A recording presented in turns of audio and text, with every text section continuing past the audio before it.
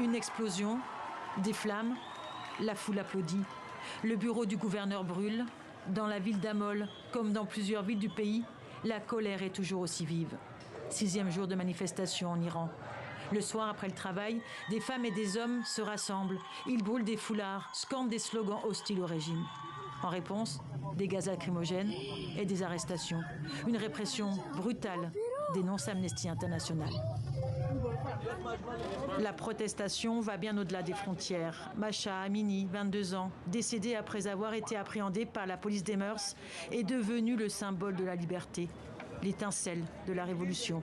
Au Liban, au Canada et en Turquie, des manifestantes n'hésitent pas à se couper les cheveux en public, geste de soutien aux femmes iraniennes.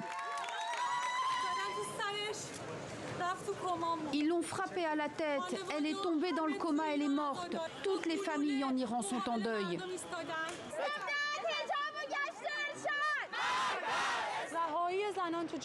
Quand les femmes seront libérées, la société tout entière le sera.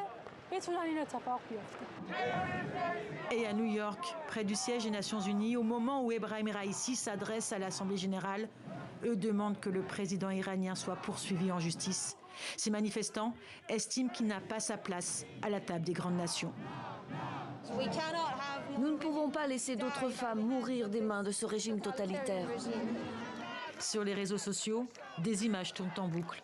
Elles montrent des manifestants qui tiennent tête aux forces de l'ordre iraniennes.